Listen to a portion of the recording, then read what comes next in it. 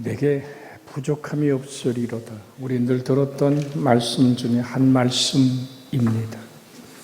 도대체 믿음이란 무엇일까요? 믿음은 예수 그리스도의 십자가와 부활의 사랑을 나를 향한 구원으로 받아들이는 것이 믿음입니다. 그 안에 살아가는 삶. 그래서 의에 줄이고 목마른 자는 복이 있나니 저희가 배부를 것이며, 무엇에 줄여보고 무엇에 간절함에 목마름이 있었습니까? 과연 배부름이란 무엇일까요? 내게 부족함이 없는 이 아름다움, 이 배부르다는 말은 하나님의 의의 충만함이 내게 임하는 상태를 의미합니다. 좀 어려운 얘기일 수 있습니다. 하나님의 의로움이, 주님이 십자가에 못 박혀 피 쏟아서 만드신 나를 향한 대속의 사랑이, 주님이 부활함으로 우리의 철천지 원수인 죄와 사망을 몰아내고 우리에게 평강을, 부활의 산 생명을 허락하신 그 크신 은혜를 내가 아멘으로 받아들일 때, 그 예수 그리스도가 흘리신 보혈의 피와 부활의 승리 안에서 내가 하나님의 자녀가 되는 권세가 이루어지는 것은 영접하여 그 이름을 믿는 것입니다. 하나님의 의의 충만함, 예수 그리스도만이 하나님의 의이기에 주님은 우리에게 분명히 말씀합니다. 부족함이 없이 배부름이란 이 뜻은 바로 예수 그리스도 자신이 우리 속에 생명의 아름다움으로 거할 때 이루어지는 삶임을, 뭔가 정말로 몹시 배고파 견딜 수 없는 그 간절함에서 한 끼의 밥이 얼마나 감사할까요? 저의 브리가에 수많은 아이들이 얼굴에 파리가 붙고 인생이 이제 누군가 떠넘겨주는 그 우유 한 병이 없으면 죽어가는 아이들, 정말 아스피린 하나면 살 수 있는데 그것 하나 구하지 못해서 죽음으로 가는 수많은 아이들 지금도 있습니다. 그들의 그 간절한 죽음 앞에 생명을 향한 그 간절함이 어쩌면 목마름이 아닐까요? 그렇게 우리가 정말 하나님을 사모해 보았는가? 이번에 가서 많은 목사님들과 함께 말씀을 나누며 그들의 언어가 그겁니다. 아무개도 우리 몇 기생도 다 한국으로 갔대. 와? 라고 물어요. 왜? 자기들의 무엇이 배부름인지를, 무엇이 인생을 채워지는 것인지를, 여러분, 한국의 돈보따리 위에 세워졌던 수많은 교회들 예배당을 수없이 쳐주지만 그걸 유지할 힘조차도 없을 뿐 아니라 수많은 박해, 때로는 힘듦을 핑계 삼아 도망쳐버린 사람들, 이름을 조금 저는 알지도 못하는 이름들을 꾸며, 그래 맞아, 갸도 같잖아. 한 가지로 묻습니다. 한국에 가서 뭐 한대? 뭐 노동하겠지. 입에 풀칠하기 원하는, 그 줄인 배를 채우기 원하는, 자기가 받은 사명을 잃어버린 자를 향한 눈물 또한 얼마나 큰지 모릅니다. 환경이 내게 답해주지 않는다 할지라도, 내가 원하고 바라는 대로 하나님 응답하지 않는다 할지라도, 때로는 병들고 힘들고 어렵게 쓰러지는 삶 속에서도 배부르다는 것이 뭘까요? 주님 한 분이면 족한 삶, 하나님의 사랑 하나면 충분한, 왜일까요? 사람이 떡으로만 사는 것이 아니라 하나님 입에서 나오는 모든 말씀으로 산다는, 마음의 눈이 열려 부름의 소망이 무엇인지를 아는 사람들의 그 간절한 배부름은 용서로, 정말 하나님이 날 사랑하심을 향한 그 간절한 감격 속에 우는 기쁨과 사랑으로 족한 것, 성령님께서 하늘에 속한 모든 신령한 축복으로 채워주시는, 하나님으로 채워주시는 그 은혜를 먼저 사모함으로, 같이 예수 그리스도 한 분이면 족한 삶, 하나님의 사랑 하나면 충분함을 그것을 얻기 위해서 모여진 목회자들의 뺨에 흐르는 눈물들, 당신을 지금 지배하는 것이 당신의 주인입니다. 무엇이 당신을 지배합니까? 더 크고 아름다운 예배당을 짓는 것이 당신을 지배한다면 그것이 당신의 주인이요. 누구를 위한 예배당입니까? 누구를 위한 부흥입니까? 누구를 과시하고 나타내고자 하는 오늘 아름다운 화려한 이야기들입니까? 라고 물을 때 우리는 그리 아니었을지라도. 여러분, 하나님의 영광이라는 게 뭡니까? 영광이란 이 입어린 말은 중심의 무게란 얘기입니다. 내 인생 속에 하나님보다 더 중하고 하나님보다 더 무게 있는 것이 없기에 너도 이런 어려움을 겪네, 나도 그런 어려움을 겪는다라고 아픔을 서로 내어놓으며 주님 한번 붙들고 살기 원하는 그들의 회개의 눈물들 저 또한 회개하며 예수로 한 주간으로 보았습니다. 땀에 흐르는 눈물, 가슴에 고백하는 사랑의 산 불꽃이 타오름으로 하나님 나를 용서하신 그 사랑으로 끝없이 한 목회자의 고백은 끝없이 주일날이면 양복을 깨끗하게 입고 와서 시키지도 않은 안내를 하면서 하더니 그 다음에는 와서 한 잔 먹고 와갖고 예배당에 와서 행패를 부리고 돌을 던져 사택의 유리창을 깨버리는 한 사람. 너무 힘들다고 그의 형제들이 교회를 나오기에 얘기했더니 목사님 우리는 그 인간 이미 포기한 지 오래입니다. 목사님 마음대로 하세요. 와서 새벽 1-2시에 여러분 잠자는 오늘 그 사택에 돌을 집어 던지고 나오라고 소리 지르는 그 사람을 어떻게 감당한단 말입니까? 정말 그래도 되냐? 그래서 바로 공안에 연락하니까 바로 잡혀서 공안국에 가죠. 아니 목사가 우리 아들을 잡아놓았다고 유리창이 깨어지고 그 파편이 온 아이들의 자는 방에 튀겨오는 어떻게 성도를 그 사람이 성도냐 아니냐의 문제는 본인의 이야기지만 그러면 하나님을 섬기는 성도라면 어떻게 해야 될까? 고민하며 그 환경이 열악할지라도 정부의 박해와 어려움 속에서도 힘든 판에 속썩이고 술 먹고 와서 행패를 부리는 그들을 어떻게 처리할지 몰라서 그 가족의 이야기를 따라서 공안에 집어넣었더니 그건 오래 삽니다. 공공건물 파괴에다가 모든 사람을 해코지했던 오늘 뒤져보니까 옛 전과가 주도록 있는 그 사람을 어떡할까요? 그래서 가족 이야기를 들어보았더니 자기 어머니가 술 받아오라고 하면 자기 어머니를 두들겨 패고 술 한 잔 먹으면 그 중국 돈 여러분 100위에는 상당한 겁니다. 그거를 오늘 불에 태우는 그 행패는 어디도. 그런데 공항국에 집어넣었다고 가족들이 찾아오는 거예요. 목사님 어떻게 하면 좋으냐고. 사실을 얘기해도 그래도 목사가 아니냐고. 공항국을 찾아가서 내 이름은 좀 풀어달라고. 그게 통합니까? 오늘 밤 너무 힘들어 수고했다고 중국 돈 500위엔을 슬쩍 이렇게 집어주면서 이 사람을 내일쯤은 풀어달라고. 그렇게 얘기하고 돌아왔더니 그 다음날 바로 오늘 검찰에 넘기지 않고 풀려진 사람 감사할까요? 또 와서 소리 지르고 목사 이 새끼 나와보라고. 행패 부리는 그 행패 앞에서 어찌할까요? 여러분 용서라는 단어는 화해로 이어져야만 되는 거 아닙니까?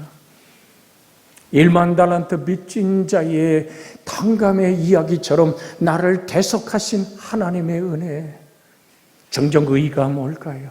그리스도가 우리를 사랑함 같이 우리가 사랑할 수 있는 힘을 살아내는 그들, 서로 끌어안고 네가 내가 바라봐서 위로되는 것이 아니라 주님이 그 고난과 아픔과 놀람 속에 같이 계셨다. 오늘 읽었던 시편 23편의 오늘 성시교독의 고백처럼 내가 사망의 음침한 골짜기로 다닐지라도 해를 두려워하지 않을 것은, 그 다음에 뭐죠? 주께서 나와 함께 하심이라. 같이 그 여러 가지 사연을 어떻게 다 얘기합니까? 아픔을 내려놓고 그것에 응답하지 않는 왜 나의 지루한 환경은 이렇게 끝나버리지 않느냐고 아파하며 새벽에 홀로 무릎을 꿇는 목회자들의 눈물 속에 우리는 하나로 힘을 얻습니다. 성삼일체의 하나님, 부활하신 주님이 두렵고 떨림으로 문 닫아버린 그 무리들에게 다가와 너희에게 평강이 있을지어다. 여러분의 아픔 속에, 자녀의 곤고함 아픔 안에도 주님은 같이 계십니다. 주님의 임마누엘의 은혜, 그래서 내게 베푸신 하나님의 가장 큰 축복은 먹거리가 늘어나는 것, 그건 더해지는 겁니다. 오늘 18평에서 32평으로 옮겨지는 것, 그거는 더해지는 겁니다. 가장 근본적인 것은 주 하나님이 나와 함께 하심입니다. 아들을 낳으리니 그 이름을 예수라 하라. 곧 임마누엘이다. 하나님이 나와 함께 계세요. 내가 잘났을 때도, 내가 못났을 때에도, 내가 사망의 음침한 골짜기를 걸을 때, 내가 꽃길을 걸을 때에도 주님은 나와 함께 계십니다. 그 은혜의 손을 붙잡는 그 예수 그리스도 까닭에 내가 의로워지고, 그 예수 그리스도 까닭에 내가 울 수 있고 감사할 수 있는 깊은 사망의 음침한 골짜기, 아이를 잃어버린 엄마의 가슴 속에서도 어린 것 장례를 치르고 돌아오는 그 가엾은 여인의 눈물의 울부짖음 속에도 하나님의 함께 계심의 눈물은 기쁨으로 솟아나는, 그것이 어떤 행복의 기쁨이 아니라 너의 하나님도 아들을 잃었단다. 십자가의 나무에 내 아들을 달아매고 엘리 라마 사박다니 부를 때에 주님 곁에 어떤 위로의 하나님이 계셨던가요? 아닙니다.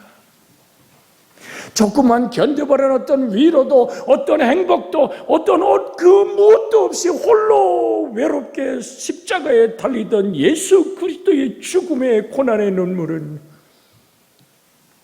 그 주님을 붙드는 우리들을 영원히 버리지 않는 사랑으로 다가오신다는 사실을 여러분과 제가 믿고 감사할 때 하나님은 영광을 받으시는 줄 믿습니다. 하나님의 중심, 하나님이 흔들리지 않은 이 땅에 그 무엇보다 더 무게 있는 것은 없습니다. 내가 이 땅에 그 무엇보다 아름답게 찬양하며 경배하며 영화롭게 할 것은 없습니다. 오직 주님만이 나의 아름다움이시고, 주님만이 나의 소중함이고, 주님만이 나의 모든 무게가 되시기에 그 앞에 무릎을 꿇을 때 주님이라고 부르는 외마디의 부름이 하나님은 영광을 받으신다고 말씀하잖아요. 우리가 빌립보서 2장에 있는 말씀을 함께 읽어볼까요? 빌립보서 2장 6절에서 11절에 있는 말씀. 그는 근본 하나님의 본체시나 하나님과 동등됨을 취할 것으로 여기지 아니하시고 오히려 자기를 비워 종의 형체를 가지사 사람들과 같이 되셨고 사람의 모양으로 나타나사 자기를 낮추시고 죽기까지 복종하셨으니 곧 십자가에 죽으심이라.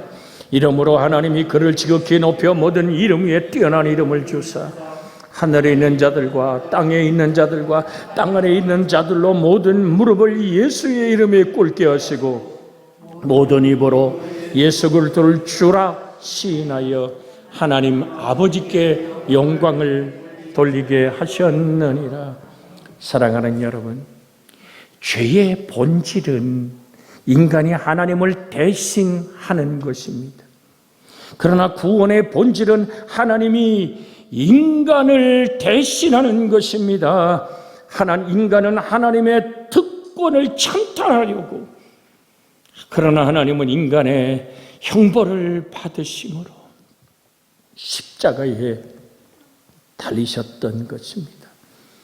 주님의 대속하신 그 은혜, 그 사랑을 깨닫고 예수님 나의 주님입니다라고 무릎을 꿇을 때 하나님이 뭐를 받으신다고요?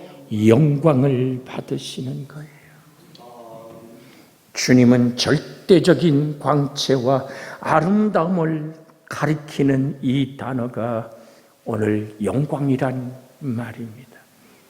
구약 히브리어에서는 중요성, 즉 카보드란 이 말은 하나님의 무거움을 의미합니다. 하나님보다 더 중요하고 더 내게는 무게 있는 것이, 나를 움직일 수 있는 무게는 없습니다. 또한 신약적 의미의 이 영광이란 헬라어는 독사라는 단어를 씁니다. 찬양과 오늘 정말로 경탄한 하나님의 찬란한 생명의 빛, 탁월하고 아름다움을 의미하는 이 독사라는 헬라어는 우리에게 하나님만이 나의 모든 것에 존귀가 되고 빛이 되고 나의 행복이 됩니다. 그렇게 고백할 때 무엇이 나를 그렇게 고백하게 한단 말입니까? 나를 사랑하신, 나를 향한 하나님의 사랑. 내가 무엇이기에? 목사님들이 물어요. 도대체 금 한 달란트라는 것이 어느 정도 가격이요? 제가 1만 달란트 빚진 자의 용서받음의 행복을 이해하려면 금 한 달란트를 이해하셔야 되기 때문에 그렇잖아요. 금 한 달란트는 젊은 장정이 20년 일해야 벌 수 있는 돈입니다. 하루 매일 밤낮으로 뼈가 부서지도록 일을 해서 버는 돈, 20년을 일해야 벌 수 있는 돈이 바로 금 한 달란트요. 그 무게는 34kg 정도 됩니다. 금이 34kg 된다면 굉장한 무게잖아요. 참 재밌어요. 우리 전국 목사들 만나보면 즉시 핸드폰에 꺼내가지고 계산기로 확 두들겨 금 34kg 현재 가격으로 놀래요. 그래서 그랬어요. 1만 달란트 빚진 자의 빚을 갚으려면 한 장정이 20만 년을 일해야 갚을 수 있는 돈이라고. 역시 여러분이 놀라지나 20만 년 일해야 버는 돈 정도는 이건 국가가 배상할 일입니다. 예수님은 그 얘기를 하고 계신 겁니다. 내가 용서받은 그것은 내가 온 세상을 다 준다 해도 갚을 수 없는 돈이다. 그런데 우리는 어떻습니까? 백다나리온 빚진 자의 멱살을 들켜 잡잖아요. 이놈의 새끼 빚 갚으라고. 네가 나한테 이렇게 해코지 했지.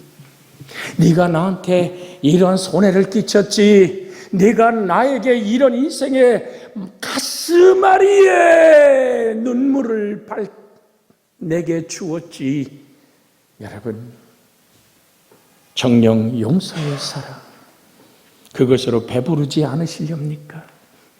나를 사랑하신 예수의 용서로 내가 가득한 은혜를 입었다면 나의 해코지하고 내가 어쩌다 도장 잘못 치고 내가 그 빚으로 평생 고생했을지라도 주님 나에게 죄의 값을 치르신 그 예수의 용서의 사랑으로 내가 너를 용서할 수 있노라고. 그 용서가 어디서부터 시작돼야 돼요? 내 마음에서부터 시작되는 사랑이 되어야만 될 줄로 믿습니다. 하나님의 위로와 행복. 오늘 사랑하는 여러분, 누군가 내 곁에서 제대로 걷지 못할 때 너도 나도 손 내밀어 함께 가자고. 이번에도 지찬성 목사 나와서 지팽이를 짚고 걷는데 예전보다는 걸음이 확실히 좋아졌지만 손은 움켜쥐고 힘을 주고 걷는 그 곁에 중국의 목회자들이 돌아가며 손을 잡고 팔짱을 끼고 아침 식사를 하러 멀리 죽을 먹으러 갈 때도 먼저 내리고 문을 열어 그 손을 붙잡아주는 동력자들의 모습을 보면서 저게 사랑이다. 하나님의 손길이 우리가 저는 다리를 가졌을 때도 붙들어주는 은혜로 다가온다는 사실을 잊지 마십시오.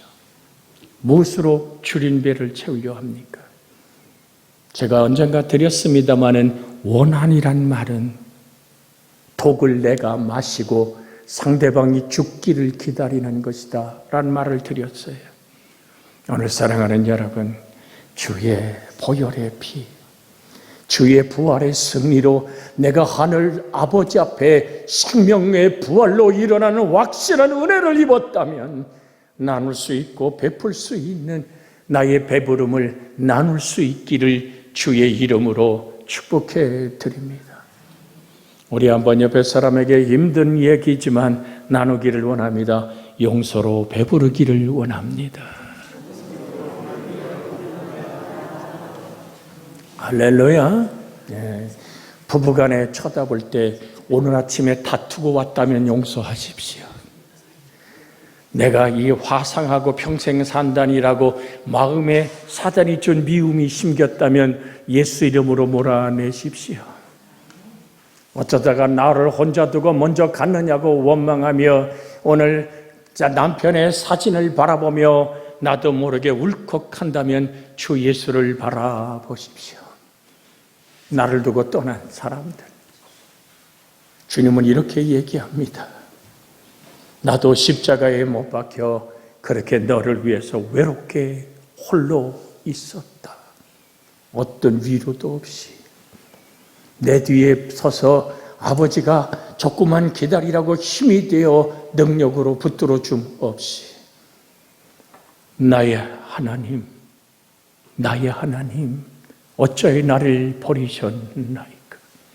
처절하게 위로도 어떤 오늘 보장도 없는 홀로 외롭게 서서 버려졌던 예수님이기에 주님을 붙드는 우리들의 손을 절대로 놓지 않으시는 좋으신 하나님임을 기억하시기를 주의 이름으로 부탁을 드립니다. 아들을 내어 십자가에 죽기까지 내어놓았던 아버지의 마음은 우리의 외롭고 힘들고 지쳐버린 마음 또한 아시기에 오늘도 손을 벌려 주님을 말씀합니다. 나와 변론하자고. 네 수고하고 무거운 짐을 내 앞에 내려놓으라고. 내가 너를 편히 쉬게 하리라. 나사렛 동네에 들어가서 벼락 밑으로 버림당했던 예수를 아십니까? 예수님이 십자가의 길을 갈 때 그렇게 믿고 그렇게 사랑했던 제자들이 뿔뿔이 흩어진 걸 아십니까? 골고다 길을 갈 때 주님이 왜 힘껏 돌아보며 베드로와 눈이 맞추셨을까요? 베드로의 욕지거리가 주님의 귀에 들려왔지 않았습니까? 나는 모른다고. 예수님을 향해 저주를 퍼붓는 베드로의 그 악담의 소리가 들려올 때 예수님은 쳐다봅니다. 그 쳐다봄이 뭘까요? 째려보셨을까? 아니잖아요. 베드로의 가슴 속에 주님의 눈이 마주치는 순간에 떠오른 단어가 뭡니까? 내가 닭 울기 전에 나를 모른다고 3번 부인할 거야. 사단이 말이야, 시몬아, 베드로야, 사단이 너를 다 달라고 밀가루로 달려고 너희를 요구했었단다. 그런데 나 예수 너희의 구원자는 내 믿음이 떨어지지 않도록 기도했노라. 오늘도 주님은 하늘 보좌 우편에서 여러분의 이름을 손바닥에 새기며 기도하십니다. 내 믿음이 떨어지지 않기를 내가 기도하노라. 할렐루야. 주님은 말씀합니다. 너 돌이킨 후에 내 형제를 굳게 붙들어 주라고 사명으로 부르시는 줄 믿습니다. 우리 무엇으로 배부르랍니까? 나를 용서하시고 지금도 하늘 보좌 우편에서 나를 위하여 충고하며 기도하며 나의 믿음이 떨어지지 않기를 기도하시는 예수 그리스도. 너 돌이킨 후에 너 넘어질 줄 안다. 너 그렇게 외롭게 버려졌더냐? 사랑하는 여러분, 주님은 말씀합니다. 여우도 굴이 있고 공중에 나는 새도 깃들일 둥지가 있거늘 인자는 머리 둘 곳도 없었다고. 그 외롭고 버려진 인생의 모습을, 그 쓴물을 찌꺼기 하나까지도 다 삼켜버리신 예수님은 이렇게 우리에게 말씀합니다. 시편 107편 9절에 그가 사모하는 영혼에게 만족을 주시며 줄인 영혼에게 좋은 것을 채워주심이로다 라고 말씀하시고, 시편 34편 10절에 젊은 사자는 궁핍하여 줄일지라도 여호와를 찾는 자는 모든 좋은 것에 부족함이 없으리로다. 다시 한번 들려드립니다. 시편 34편 10절에 있는 말씀, 성경을 찾는 분이 계신데 화면에 떴습니다. 오늘 화면을 보고 읽습니다. 젊은 사자는 궁핍하여 줄일지라도 여호와를 찾는 자는 모든 좋은 것에 부족함이 없으리로다. 주님 말씀하잖아요. 날마다 우리의 짐을 지시는 주, 우리의 구원이신 하나님을 찬송할지로다. 하나님 짐질 일 뭐 있어요? 하나님 내 짐 져주십니다. 인생의 아픔을 주 앞에 내려놓을 때 성경은 뭐라고 얘기합니까? 시편 23편 1절에 여호와는 나의 목자시니 내게 부족함이 없으리로다. 5절에 이렇게 얘기합니다. 주께서 내 원수의 목전에서 내게 상을 차려주시고 기름으로 내 머리에 부으셨으니 내 잔이 넘치나이다. 하나님이 내가 바라고 원하는 방법으로 선한 목자의 길을 걷지는 않습니다. 영국에 양을 키우는 목자들은 이렇게 한다 그래요. 소독물을 잔뜩 받아놓고 양들을 한 마리씩 소독물 속에 그냥 집어넣는데요. 다 정구도록. 그러면 그를 물고 있던 빈대나 이나 그의 모든 상처들이 치료되기 위해 소독물에 집어넣는데 양에게는 죽을 맛이지요. 그래서 그러고 도망치면 때려서라도 물에 그 소독물 속에 집어넣어서 정구고 소독물 속에 집어넣고 정구어서 너를 물고 뜯고, 양은요 빈대나 이가 있으면 눕지 않습니다. 양은 상처가 있어도 눕지 않습니다. 양은 말이에요, 밖에서 늑대의 울음소리가 들려도 눕지 않습니다. 그래서 선한 목자는 목숨을 걸고 양을 지키는데, 주님은 말씀은 나는 너의 선한 목자라, 나는 너를 위해 내 생명을 내어놓는다고 말씀하신 선한 목자는, 여러분이 아팠습니까? 고난의 눈물과 지금도 시련의 아픔의 골짜기를 걸어가고 있습니까? 주님 말씀합니다. 내가 영원히 내가 주는 아름다운 기쁨으로 배부르기를 원한다.